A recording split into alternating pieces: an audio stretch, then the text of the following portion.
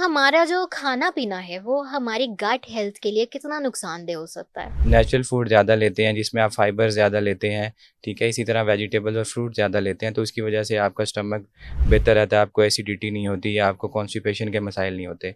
लेकिन जब आप प्रोसेस्ड फूड बहुत ज़्यादा लेते हैं, जिस तरह आप फास्ट फूड बहुत ज़्यादा लेते हैं या बहुत ज़्यादा स्पाइसेस ऐड करते हैं तो उसकी वजह से ना सिर्फ हमें जो है वो जलन के मसाइल होते हैं, इसके अलावा कॉन्स्टिपेशन, पेट दर्द, डिस्पेप्सिया के मसाइल होते हैं। इवन हमारी जो लाइफ़स्टाइल है उसकी वजह से बहुत से लोगों को आईबीएस का प्रॉब्लम भी होता है। अगर हम डाइजेशन की बात करें तो कुछ ऐसी सब्जियाँ भी होती हैं जो हमें ईज़िली डाइजेस्ट नहीं होती हैं। तो क्या आप उन सब्जियों का हमें नाम बता सकते हैं कि हमें उसको किस तरह से भी लेना चाहिए, कुछ तरीकाकार भी उसका, जिससे हमारी जो डाइजेशन है वो भी इम्प्रूव हो जाए? ऐसी सब्जियां जिनके अंदर बहुत ज़्यादा कार्ब्स होती हैं, जिस तरह पोटैटो की बात की जाए उसके अंदर जो है ना या बहुत ज़्यादा स्टार्च कंटेनिंग जो हमारी होती हैं वेजिटेबल, इनको डाइजेस्ट करना ज़रा मुश्किल होता है, ठीक है। अच्छा, जो ज़्यादा स्पाइसी खाना खाते हैं, क्योंकि बहुत सारे ऐसे भी लोग हैं जिनको स्पाइसी खाना खाना बहुत पसंद है, ठीक है? और ऑयली खाना भी, क्योंकि जितने स्पाइसी उतना ऑयल भी उसमें उसकी जो क्वांटिटी होती है वो ज़्यादा होती है। तो ये हमारी जो डाइजेशन है उसको कैसे अफ़ेक्ट करती है? देखें जो हाई स्पाइसी फूड है या जिसको हम कहते हैं कि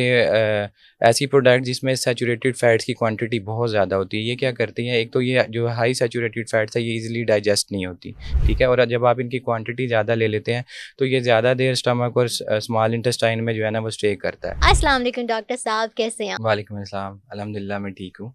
अच्छा, जैसे हमने ये अपने लाइफ़स्टाइल चेंजेस की मैंने यहाँ पे बात की कि हमारे जो लाइफ़स्टाइल है वो बहुत ज़्यादा ख़राब हो चुका है, और यकीनन आप इससे इत्तेफ़ाक करेंगे, क्योंकि हमारी क्या रोज़मर्रा की क्या खाने की रूटीन होती है, कहीं न कहीं एक वक़्त में हमने बर्गर, पिज़्ज़ा ज़रूर खाना होता है, क्योंकि हम लोग रहते भी बहुत ज़्यादा जल्दी में हैं। ऐसे ही है। तो हमारा जो खाना-पीना है वो हमारी गट हेल्थ के लिए कितना नुकसानदेह हो सकता है? देखें डेफ़िनेटली जो हमारा खाना-पीना है ये हमारी गट हेल्थ को बहुत ज़्यादा इम्पैक्ट करता है। जैसा हम खाना खाएँगे वैसे ही जो है हमारा स्टमक रिएक्ट करेगा, ठीक है?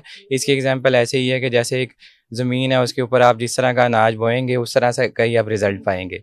तो हम जैसे ही अपने स्टमक को हैबिट जैसे अपनी डाइटरी हैबिट्स रखेंगे उस हिसाब से ही वो रिएक्ट करेगा। जैसे अगर आप जो है वो नेचुरल फूड ज़्यादा लेते हैं जिसमें आप फाइबर ज़्यादा लेते हैं, ठीक है? इसी तरह वेजिटेबल और फ्रूट ज़्यादा लेते हैं तो उसकी वजह से आपका स्टमक बेहतर रहता है, आपको एसिडिटी नहीं होती या आपको कॉन्स्टिपेशन के मसाइल नहीं होते। लेकिन जब आप प्रोसेस्ड फूड बहुत ज़्यादा लेते हैं, जिस तरह आप फास्ट फूड बहुत ज़्यादा लेते हैं या बहुत ज़्यादा स्पाइसेस ऐड करते हैं तो उसकी वजह से ना सिर्फ हमें जो है वो जलन के मसाइल होते हैं, इसके अलावा कॉन्स्टिपेशन, पेट दर्द, डिस्पेप्सिया के मसाइल होते हैं। इवन हमारी जो लाइफ़स्टाइल है उसकी वजह से बहुत से लोगों को आईबीएस का प्रॉब्लम भी होता है, जिसके अंदर पेट में दर्द, मरोड़ उठना, बार-बार मोशन आना और कुछ लोगों में जो है वो लंबे अरसे के लिए जो है वो स्टूल का पास ना होना या जिसे कब्ज़ कहा जाता है, इस तरह की अलामतें ज़ाहिर होती हैं। तो डेफ़िनेटली जो हमारी गट की हेल्थ है, वो हमारे फूड के ऊपर बहुत ज़्यादा डिपेंड करती है।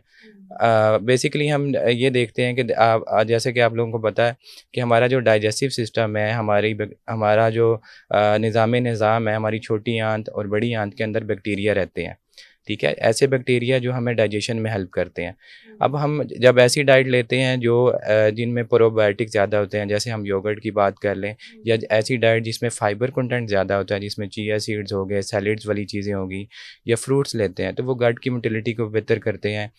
आपकी जो एसिडिटी के मसाइल हैं उनको बेहतर करते हैं। लेकिन जब आप बहुत ज़्यादा प्रोसेस्ड फूड ले रहे होते हैं तो वो ना सिर्फ गट को इन्फ्लेम करते हैं बल्कि उसकी मोटिलिटी को भी मुतासिर करते हैं। राइट, अगर हम डाइजेशन की बात करें तो कुछ ऐसी सब्जियाँ भी होती हैं जो हमें ईज़िली डाइजेस्ट नहीं होती हैं। तो क्या आप उन सब्जियों का हमें नाम बता सकते हैं कि हमें उसको किस तरह से भी लेना चाहिए, कुछ तरीकाकार भी उसका, जिससे हमारी जो डाइजेशन है वो भी इम्प्रूव हो जाए? देखें एक एक इंसान को चाहिए कि वो एक जो है ना वो बैलेंस डाइट ले। बैलेंस डाइट में आपका जो है ना एक प्रॉपर जो है वो कार्ब्स का कंटेंट होना चाहिए, फैट का कंटेंट होना चाहिए, प्रोटीन का कंटेंट होना चाहिए। ऐसी सब्जियां जिनके अंदर बहुत ज़्यादा कार्ब्स होती हैं, जिस तरह पोटैटो की बात की जाए उसके अंदर जो है ना या बहुत ज़्यादा स्टार्च कंटेनिंग जो हमारी होती हैं वेजिटेबल, इनको डाइजेस्ट करना ज़रा मुश्किल होता है, ठीक है। उस इस इसमें अगर आप बात की जाए तो जो ज़मीन के नीचे जो सब्जियां होती हैं वो हमें ज़्यादा मसला करती हैं, जिसमें हम सरफ़रीज़ तो जो है वो आलू है। अब पोटैटो का जो शुगर कंटेंट है वो भी ज़्यादा है, ठीक है। एक तो वो एकदम नंबर 1 ये है कि उसकी शुगर भी ज़्यादा होगी। आपने देखा होगा जो लोग ज़्यादा फ्राइज़ खाते हैं या आलू से बनी हुई चीज़ें खाती हैं ना, उनकी शुगर रेगुलेट हो रही होती है। दूसरा, उनको स्टमक की इश्यूज़ भी ज़्यादा रहते हैं।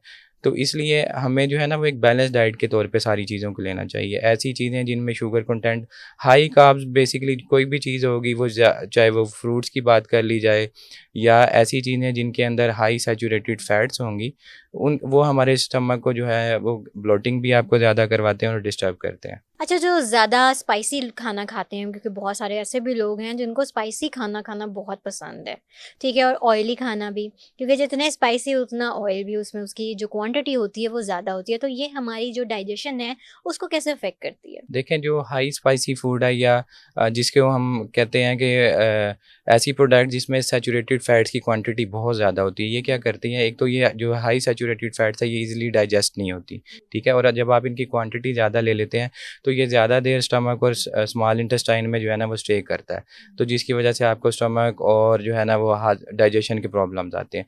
दूसरे नंबर पे जितनी भी ऐसी प्रोडक्ट्स हैं जो प्रोसेस्ड फूड्स हैं, वो हमारे स्टमक को है डैमेज करती हैं, जिसकी वजह से गैस्ट्राइटिस होता है, इन्फ्लेम कर देते हैं, आपको बार-बार स्टमक में दर्द होना, मतली की कैफ़ियत होना, खाने के बाद पेट फूल जाना, ये वाली अलामतें ज़ाहिर होती हैं। तो हमें बेसिकली चाहिए ये कि ऐसी फूड्स लें जो आपके स्टमक की डाइजेशन को इम्प्रूव करें, उसकी इन्फ्लेमेशन को कम करें। अगर इसमें हम कुछ स्पेसिफिक फूड्स का बात करें तो अदरक जो है, जिंजर, उसकी ऐसी क्वालिटीज़, एंटी इन्फ्लेमेटरी क्वालिटीज़ हैं कि वो जो है ना वो जितनी भी गट है या स्टमक है उसकी इन्फ्लेमेशन को कम करता है।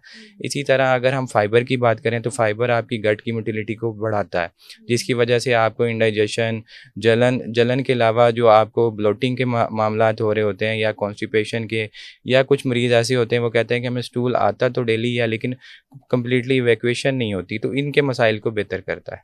राइट। तो हमारी जो आजकल की डाइट है उसमें सबसे इम्पोर्टेंट फैक्टर ये है कि हम लोग जो है ना वो फाइबर डाइट को तो बिल्कुल ही छोड़ चुके हैं, और हमारी डाइट का जो ज़्यादा हिस्सा है वो है ही प्रोसेस्ड फूड है या जो है वो फास्ट फूड के ऊपर डिपेंड करता है, और इसलिए हमारे पास आजकल की जनरेशन में ज़्यादा केसेस जो हैं वो इस तरह के रिपोर्ट होते हैं।